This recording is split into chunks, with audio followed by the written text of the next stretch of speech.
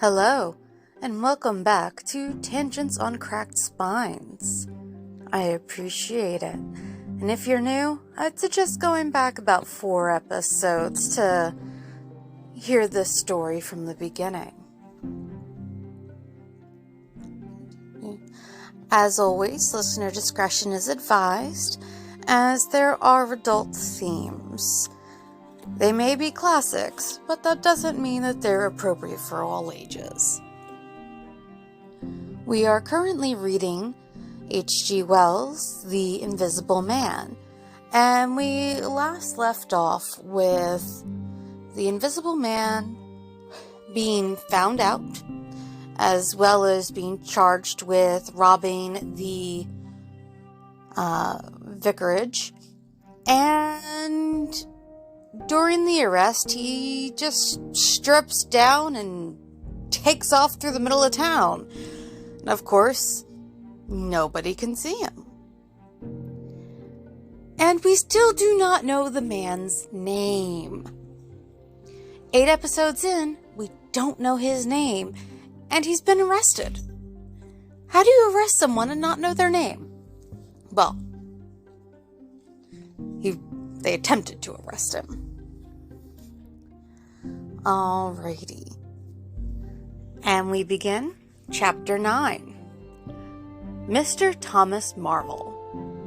You must picture Mr. Thomas Marvel as a person of copious, flexible visage, a nose of cylindrical protrusion, a liquorish ample fluctuating mouth, and a beard of bristling eccentricity.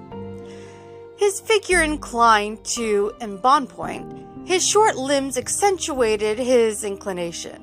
He wore a furry silk hat and the frequent substitution of twine and shoelaces for buttons. Apparent at critical points of his costume, marked a man essentially bachelor. Mr. Thomas Marvel was sitting with his feet in a ditch by the roadside over the down towards Aberdeen, but a mile and a half out of Iping. His feet, save for socks of irregular openwork, were bare. His big toes were broad and pricked like the ears of a watchful dog. In a leisurely manner, he did everything in a leisurely manner, he was contemplating trying on a pair of boots. They were the soundest boots he had come across for a long time, but too large for him, whereas the ones he had were, in dry weather, a very comfortable fit, but too thin-soled for damp. Mr. Thomas Marvel hated roomy shoes, but then he hated damp. He had never properly thought out which he hated most, and it was a pleasant day, and there was nothing better to do. So he put the 4 shoes in a graceful group on the turf and looked at them. And seeing them there among the grass and springing agrimony, it suddenly occurred to him that both pairs were exceedingly ugly to see. He was not at all startled by a voice behind him. "They're boots, anyhow," said the voice. "They are charity boots," said Mr. Thomas Marvel, with his head on one side regarding them distastefully. "And which is the ugliest pair in the whole blessed universe? I'm darned if I know." Said the voice. "I've worn worse. In fact, I've worn none. But none so audaciously ugly, if you'll allow the expression. I've been caging boots, in particular, for days, because I was sick of them. They're sound enough, of course, but a gentleman on tramp sees such a thundering lot of his boots, and if you'll believe me, I've raised nothing in the whole blessed country, try as I would, but them. Look at them, and a good country for boots, too, in a general way, but it's just my promiscuous luck. I've got my boots in this country 10 years or more, and then they treat you like this." "It's a beast of a country," said the voice, "and pigs for people." "Ain't it?" said Mr. Thomas Marvel. "Lord, but them boots, it beats it." He turned his head over his shoulder to the right to look at the boots of his interlocutor, with a view to comparisons, and lo, where the boots of his interlocutor should have been, were neither legs nor boots. He was irradiated by the dawn of a great amazement. "Where are ye?" said Mr. Thomas Marvel over his shoulder and coming on all fours. He saw a stretch of empty downs with the wind swaying the remote green-pointed furze bushes. "Am I drunk?" said Mr. Marvel. "I don't know. Have you had anything to drink, Mr. Marvel?" "Have I had visions? Was I talking to myself? What the—" "Don't be alarmed," said a voice. "None of your ventriloquizing me," said Mr. Thomas Marvel, rising sharply to his feet. "Where are yer? Alarmed indeed." "Don't be alarmed," repeated the voice. "You'll be alarmed in a minute, you silly fool," said Mr. Thomas Marvel. "Where are yer? Let me get my mark on yer." "Are you buried?" said Mr. Thomas Marvel after an interval. There was no answer. Mr. Thomas Marvel stood bootless and amazed, his jacket nearly thrown off. "Peewit!" said a peewit very remote. "Peewit indeed," said Mr. Marvel. "This ain't no time for foolery." And the down was desolate, east and west, north and south. The road with its shallow ditches and white bordering stakes ran smooth and empty north and south, and save for that peewit, the blue sky was empty too. "So help me," said Mr. Thomas Marvel, shuffling his coat onto his shoulders again. "It's the drink. I might have known." "It's not the drink," said the voice. "You keep your nerves steady." "Ow!" said Mr. Marvel, and his voice grew... and his face grew white amidst its patches. "It's the drink!" His lips repeated noiselessly. He remained staring about him, rotating slowly backwards. "I should have swore I heard a voice," he whispered. "Of course you did." "It's there again," said Mr. Marvel. "I mean, what does he expect? Does he really not think he's not driving people nuts? Like, he's a disembodied voice. I don't care if he knows he's got a body. Nobody else does. "It's there again," said Mr. Marvel, closing his eyes and clasping his hand on his brow with a tragic gesture. He was suddenly taken by the collar and shaken violently, and left more dazed than ever. "Don't be a fool," said the voice. "I'm off my blooming..." "Chump," said Mr. Marvel. "It's no good. It's fretting about them blarsted boots. I'm off my blessed blooming chump, or its spirits. Neither one thing nor the other," said the voice. "Listen." "Chump," said Mr. Marvel. "1 minute," said the voice penetratingly, tremulous with self-control. "Well," said Mr. Marvel, with a strange feeling of having been dug in the chest by a finger. "You think I'm just imagination? Just imagination? What else can you be?" said Mr. Thomas Marvel, rubbing the back of his neck. "Very well," said the voice in a tone of relief. "Then I'm going to throw flints at you till you think differently." "But where are you?" The voice made no answer. Whiz came a flint, apparently out of the air, and missed Mr. Marvel's shoulder by a hair's breadth. Mr. Marvel, turning, saw a flint jerk up into the air, trace a complicated path, hang for a moment, and then fling at his feet with almost invisible rapidity. He was too amazed to dodge. Whiz it came and ricocheted from a bare toe into the ditch. Mr. Thomas Marvel jumped a foot and howled aloud, and then he started to run, tripped over an unseen obstacle, and came head over heels into a sitting position. "Now," said the voice, as a third stone curved upward and hung in the air above the tramp. Am I an imagination? Mr. Marvel, by way of reply, shrugged to his feet and was immediately rolled over again. He lay quiet for a moment. If you struggle any more, said the voice, I shall throw the flint at your head.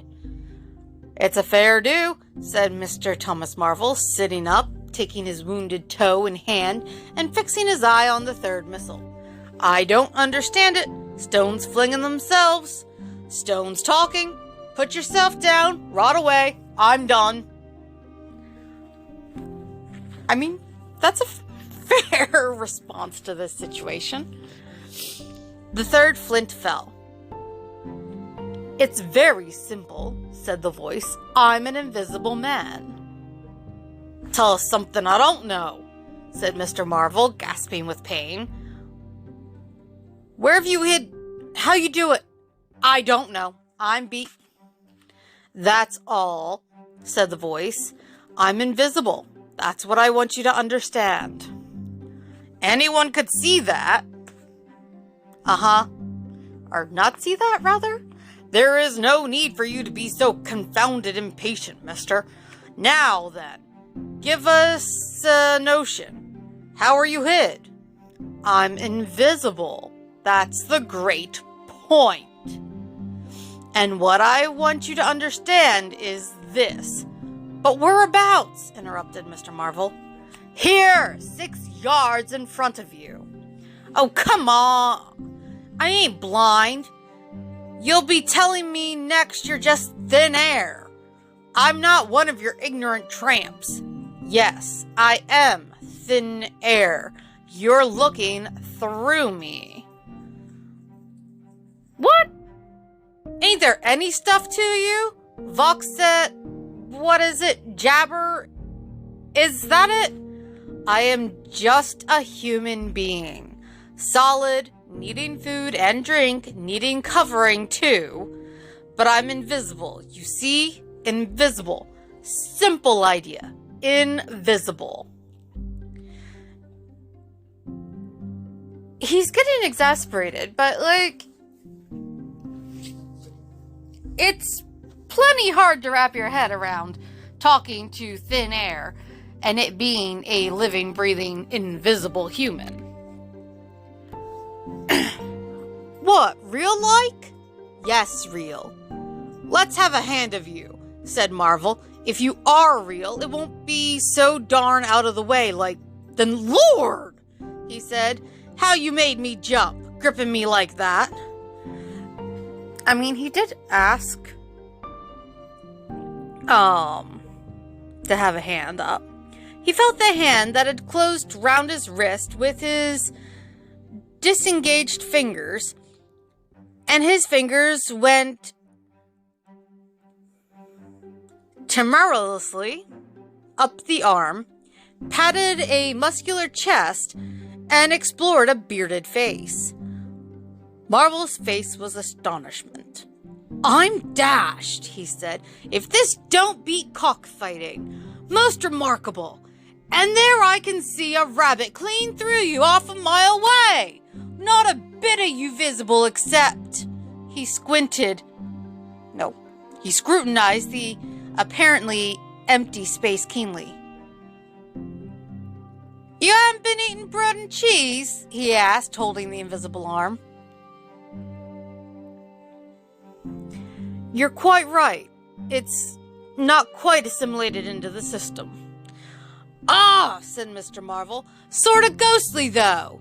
Of course, all this isn't half so wonderful as you think.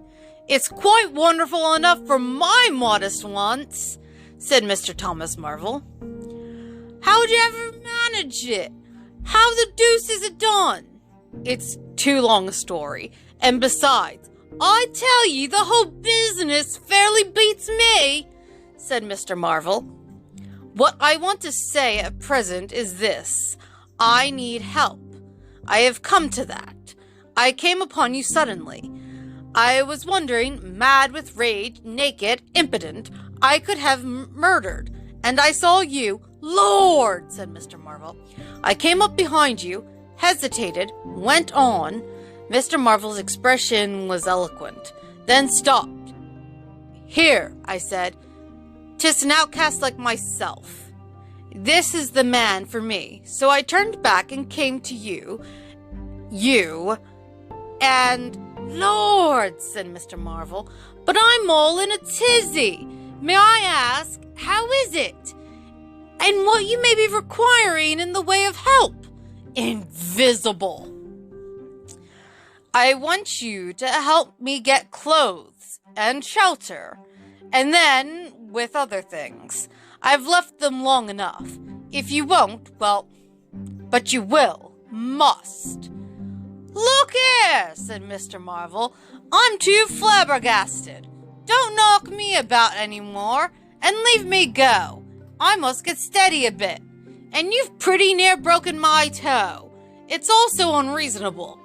Empty downs, empty sky, nothing visible for miles except the bosom of nature, and then comes a voice out of heaven, and stones, and a fist, Lord.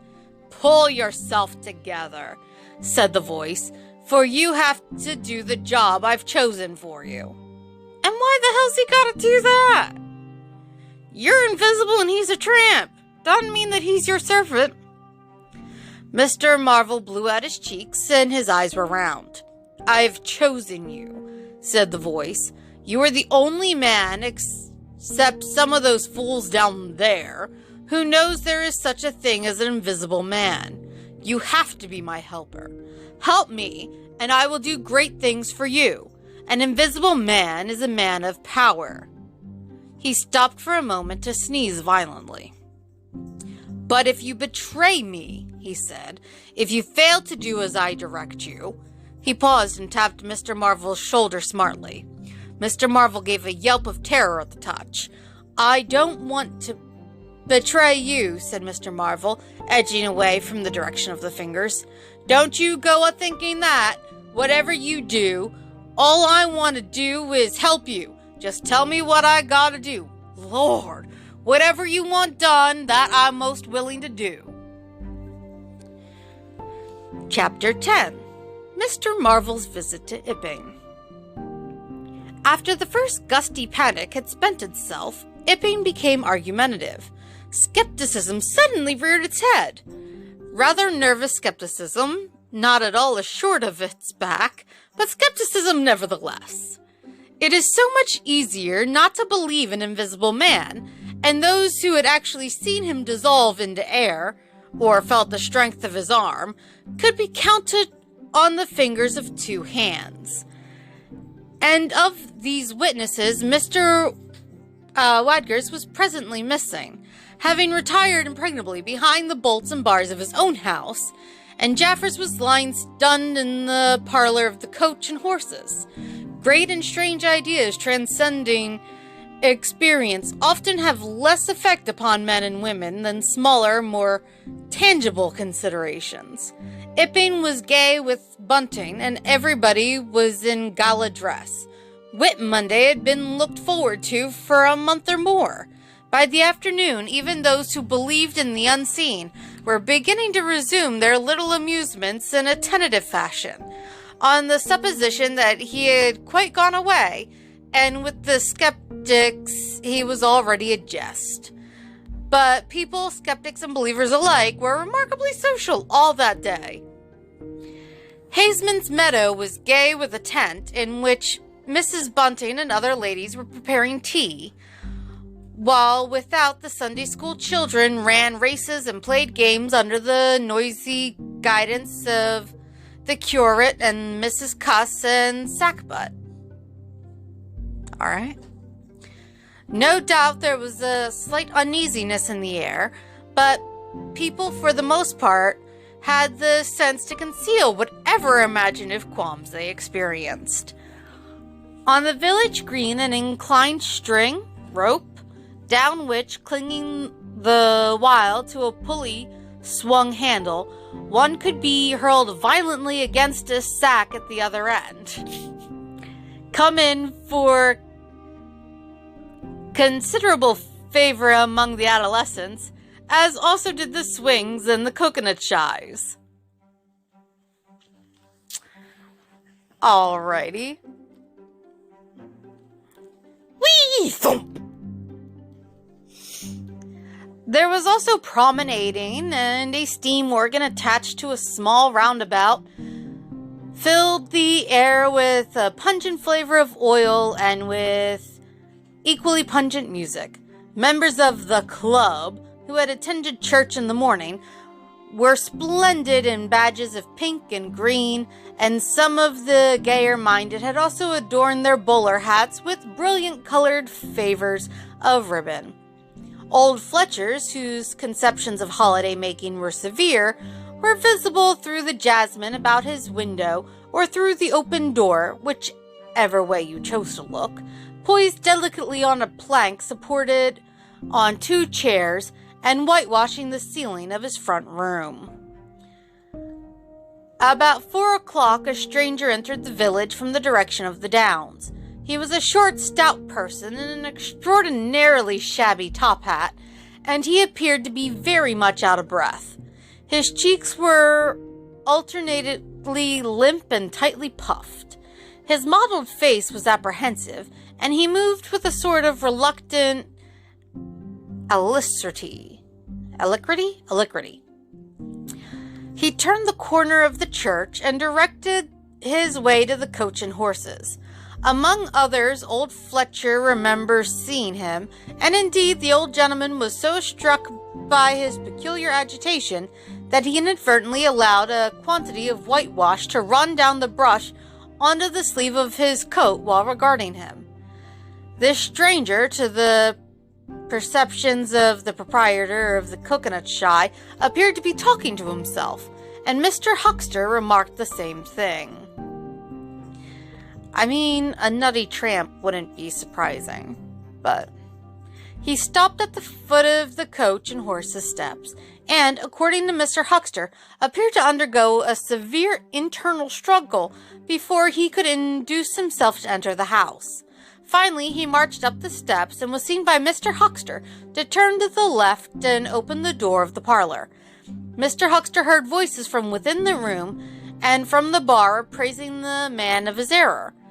"That room's private," said Hall, and the stranger shut the door clumsily and went into the bar.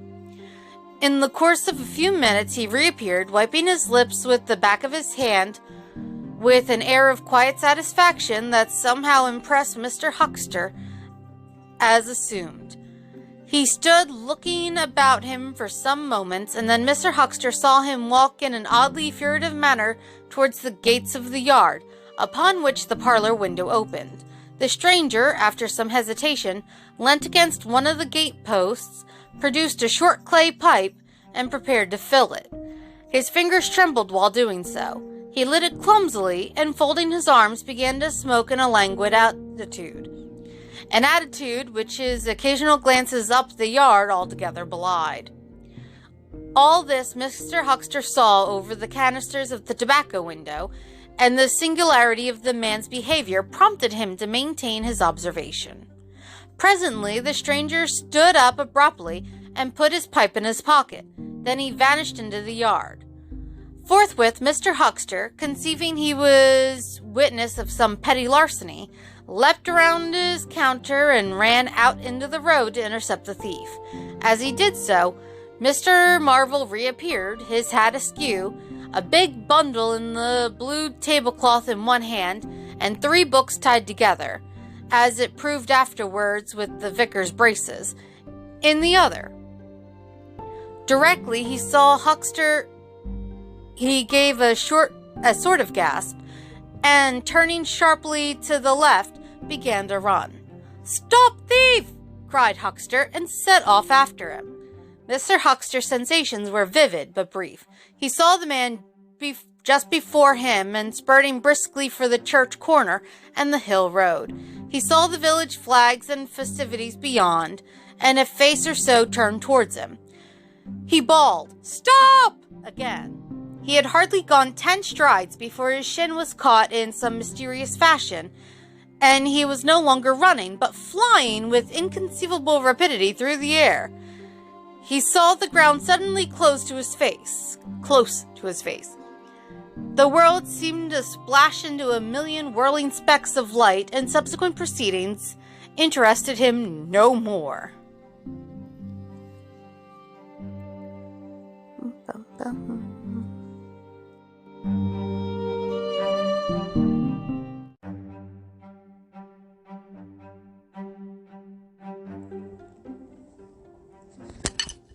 Alright.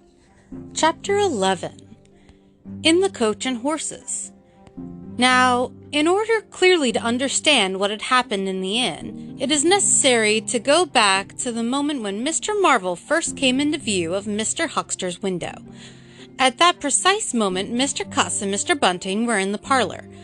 They were seriously investigating the strange occurrences in the morning, and were, with Mr. Hall's permission, making a thorough examination of the Invisible Man's belongings. Jaffers had partially recovered from his fall, and had gone home in the charge of his sympathetic friends. The stranger's scattered garments had been removed by Mrs. Hall, and the room tidied up. And on the table under the window, where the stranger had been wont to work, Cuss had hit almost at once on 3 big books in manuscript labeled Diary. Diary, said Cuss, putting the 3 books on the table. Now at any rate, we shall learn something. The vicar stood with his hands on the table. Diary, repeated Cuss, sitting down, putting 2 volumes to support the 3rd, and opening it. No name on the flyleaf. Bother. Cipher. And figures. The vicar came round to look over his shoulder. Cuss turned the pages over with a face suddenly disappointed.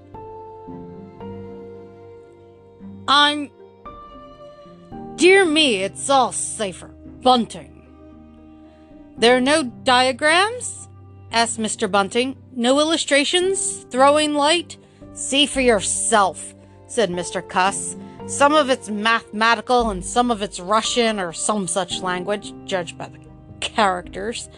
And some of it's Greek. Now the Greek I thought you... Of course, said Mr. Bunting, taking out and wiping his spectacles and feeling suddenly very uncomfortable, for he had no Greek left in his mind worth talking about. Yes, the Greek, of course, may furnish a clue. I'll find you a place. I'd rather glance through the volumes first, said Mr. Bunting, still wiping. A general impression first, Cuss, and then, we go looking for clues. He coughed, put on his glasses, arranged them fastidiously, coughed again, and wished something would happen to avert the seemingly inevitable exposure. Then he took the volume Cuss handed him in a leisurely manner, and then something did happen. The door opened suddenly. Both gentlemen started violently, looked around, and were relieved to see a sporadically rosy face beneath a furry silk hat. Tap? Asked the face, and stood staring. No, said both gentlemen at once. Over the other side, my man, said Mr. Bunting. And please shut that door, said Mr. Cuss irritably.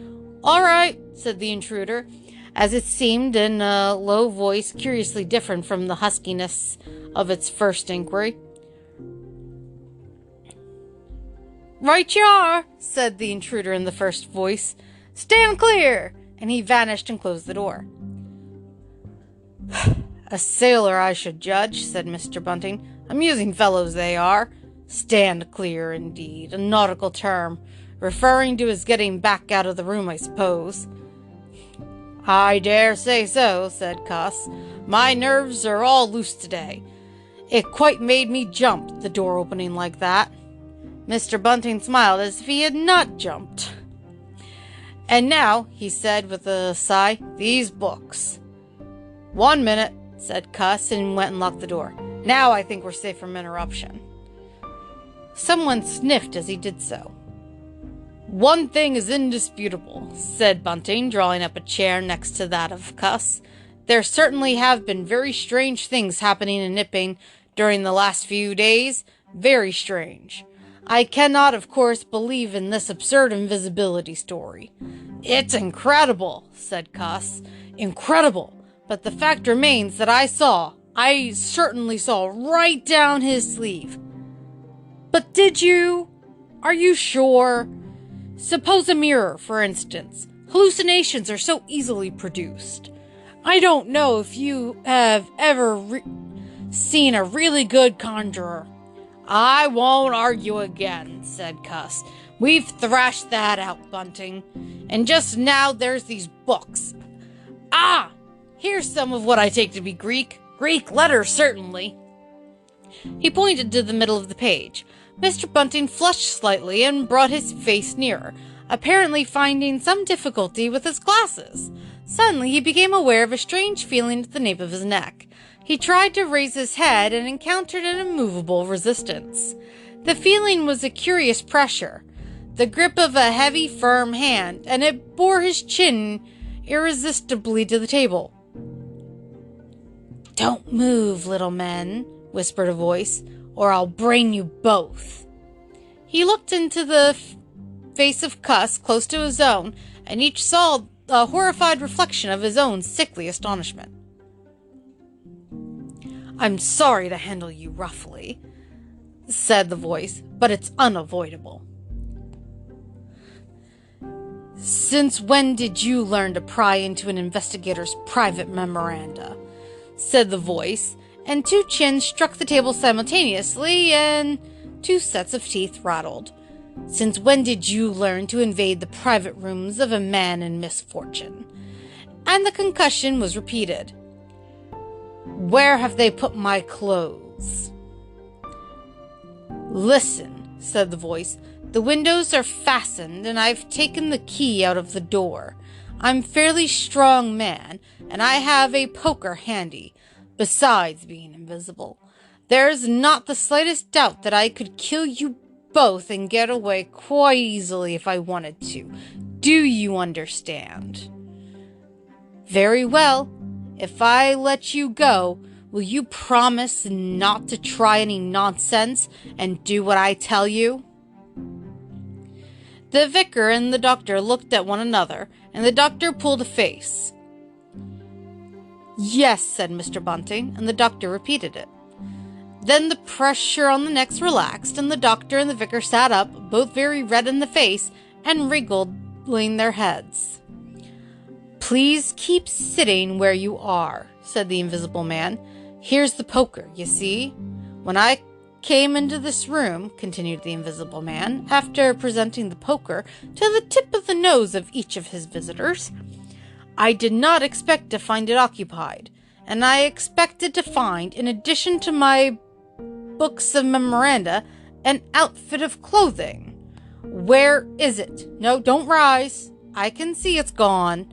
Now, just at present, though, the days are quite warm enough for an invisible man to run about stark. The evenings are chilly. I want clothing and other accommodation, and I must also have those 3 books."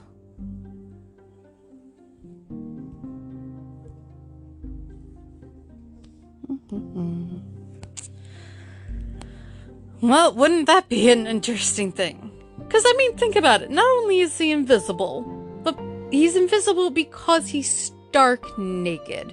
Could you imagine, like, getting concussed by a rather strong man that you cannot see, but also, you know, is stark naked right behind you? I can't imagine that being a comfortable feeling.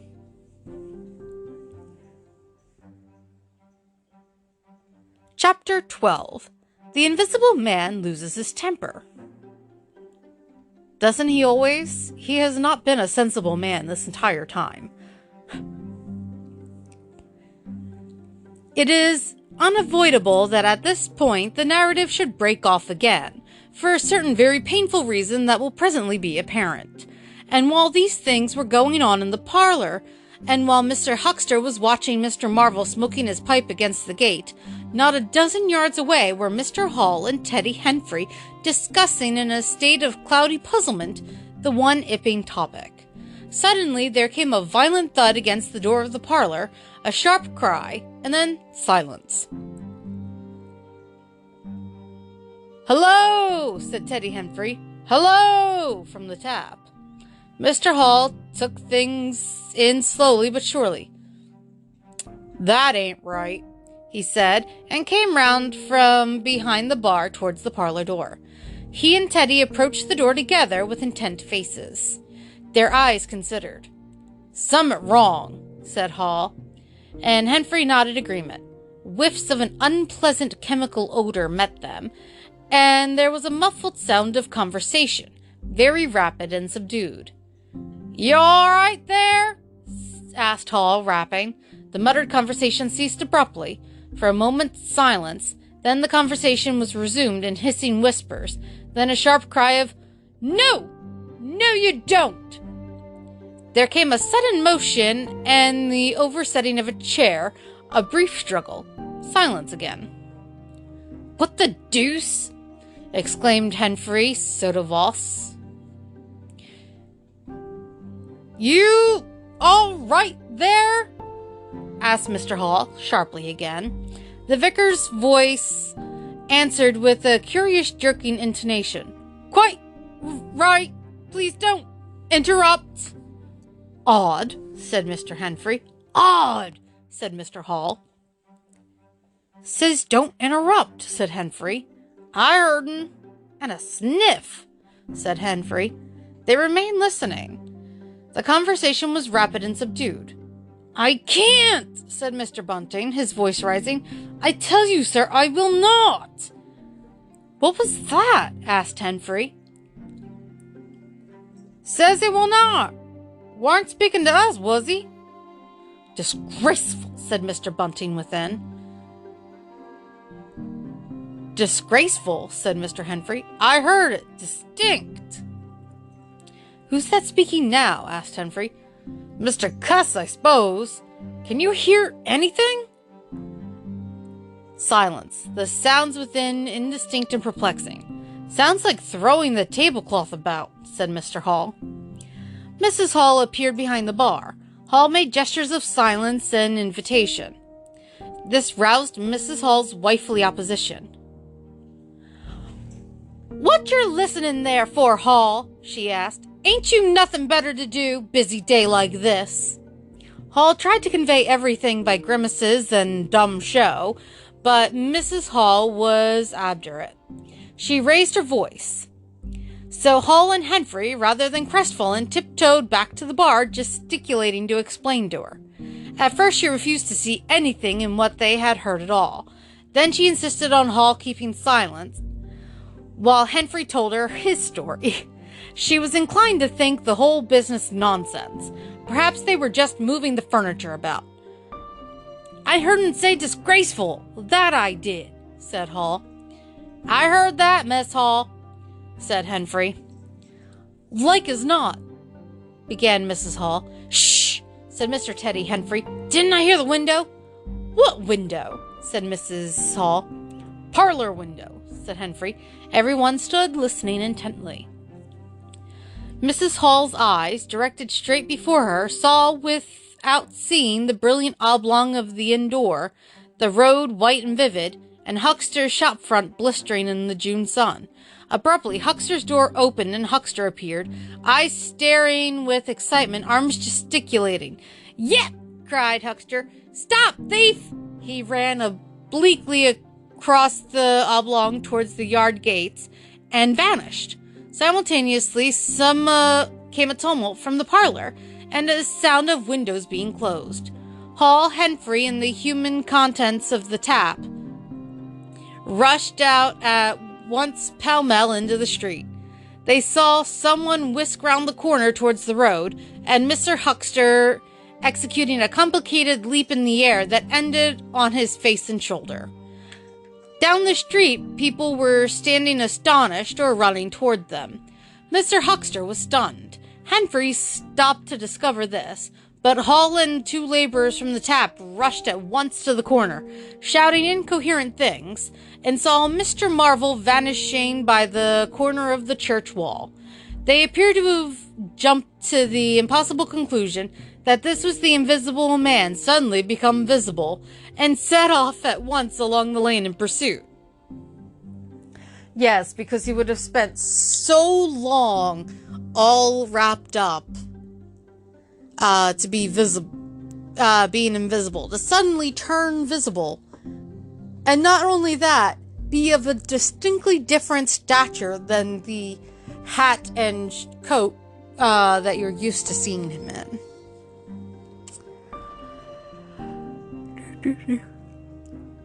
But Hall had hardly run a dozen yards before he gave a loud shout of astonishment and went flying headlong sideways, clutching one of the laborers and bringing him to the ground. He had been charged just as one charges a man at football. The second laborer came round in a circle, stared, and, conceiving that Hall had tumbled over of his own accord, turned to resume pursuit, only to be tripped by the ankle just as Huckster had been. Okay, so, random thing. I'm American, so football doesn't have the same connotation to me.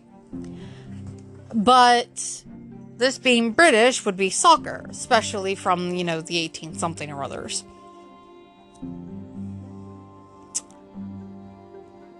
I didn't think there was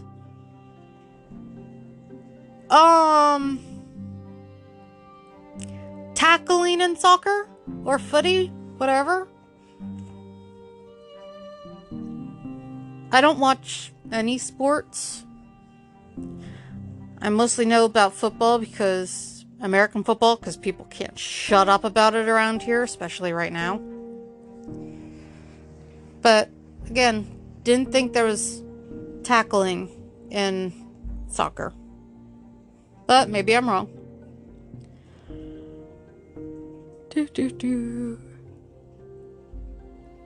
Then, as the first laborer struggled to his feet, he was kicked sideways by a blow that might have felled an ox. As he went down, the rush from the direction of the village green came round the corner. The first to appear was the proprietor of the Coconut Shy, a burly man in a blue jersey. He was astonished to see the lane empty save for 3 men sprawling absurdly on the ground. And then something happened to his rearmost foot, and he went headlong and rolled sideways just in time to graze the feet of his brother and partner, following headlong. The two were then kicked, knelt on, fallen over, and cursed by quite a number of over-hasty people. Now when Hall and Henfrey and the laborers ran out of the house, Mrs. Hall, who had been disciplined by years of experience, remained in the bar next to the till. And suddenly the parlor door was opened, and Mr. Cuss appeared, and without glancing at her, rushed at once down the steps towards the corner. "Hold him!" he cried. "Don't let him drop that parcel! You can see him so long as he holds the parcel." He knew nothing of the existence of Marvel, for the Invisible Man had handed over the books and bundle in the yard. The face of Mr. Cuss was angry and resolute, but his costume was defective, a sort of limp white kilt that could only have passed muster and grease. "Huh. Hold him," he bawled. "He's got my trousers! And every stitch of the vicar's clothes.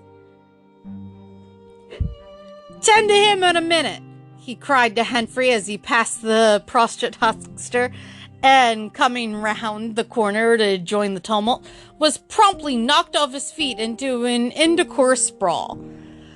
Somebody in full flight trod heavily on his finger. He yelled, struggled to regain his feet, was knocked against and thrown on all fours again, and became aware that he was involved not in a capture but a row. Everyone was running back to the village. He rose again and was hit severely behind the ear. He staggered and set off back to the coach and horses forthwith, leaping over the deserted huckster, who was now sitting up on his way. Behind him, as he was halfway up the inn steps, he heard a sudden yell of rage, rising sharply out of the confusion of cries, and a sounding smack in someone's face. He recognized the voice as that of the Invisible Man, and the note was that of a man suddenly infuriated by a painful blow. In another moment, Mr. Cuss was back in the parlor. "He's coming back, Button," he said, rushing in. "Save yourself! He's gone mad!" This is an absolutely ridiculous story. I do want to see a version of this that is actually like very close to the book, because it's just hilarious and ridiculous. Mr. Bunting was standing in the window, engaged in an attempt to clothe himself in the hearth rug and a West Surrey Gazette. "Who's coming?" he said, so startled that his costume narrowly escaped disintegration. "Invisible Man," said Cuss, and rushed to the window. "We'd better clear out from here. He's fighting mad. Mad!" In another moment, he was out in the yard. "Good heavens," said Mr. Bunting, hesitating between two horrible alternatives. He heard a frightful struggle in the passage of the inn, and his decision was made. He clambered out the window, adjusted his costume hastily, and fled up the village as fast as his fat little legs would carry him. From the moment when the Invisible Man screamed with rage and Mr. Bunting made his memorable flight up the village, it became impossible to give a consecutive account of affairs in Iping.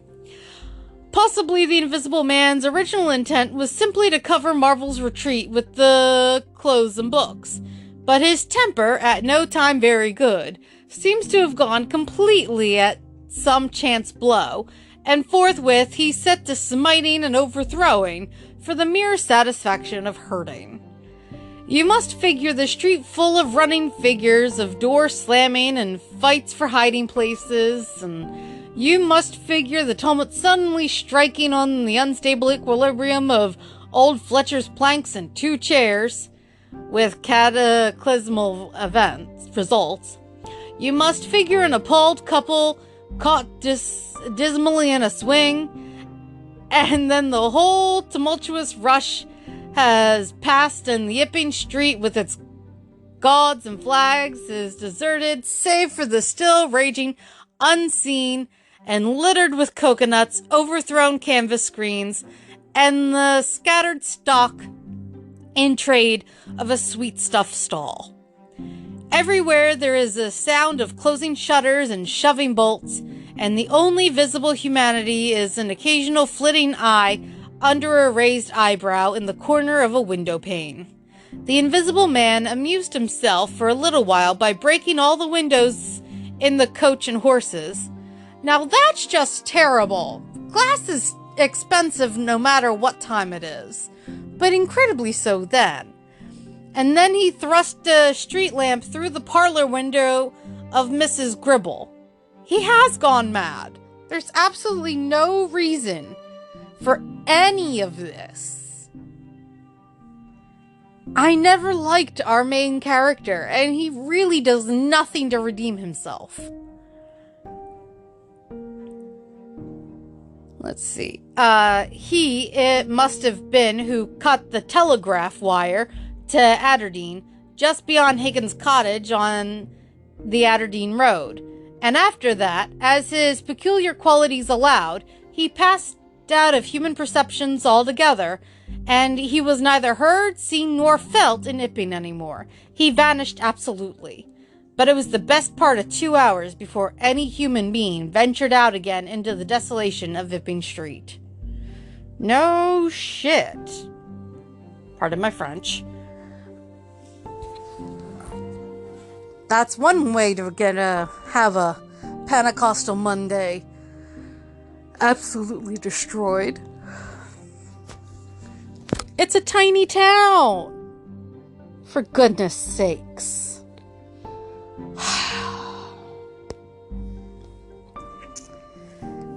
Anyways, that's where we'll end it today, or else I will have no voice. I hope you enjoyed it and that my tangents didn't get too rambly. If you liked it, please hit that subscribe button, like, and review. You can also leave voice messages at anchor.fm/Tangents on Cracked Spines. We have a Facebook page called Tangents on Cracked Spines Book Club, and you can converse there, leave suggestions, vote on the next story to read. You can also visit me personally on Instagram or TikTok at FrankieCore92. Thank you, and I'll talk to y'all next time. And thank you all so much. We've gotten up to 50 listeners. So we will start seeing ads as I get scripts for them. Because while I do this because I enjoy it, monetization definitely makes things a lot easier and gives me more time to do this. So thank you all very much for that. And if you would like any Tangents on Cracked Spines merch, namely shirts, you can see that on my personal Etsy shop, Mama Shah Designs. That's MAMACHAT Designs on Etsy.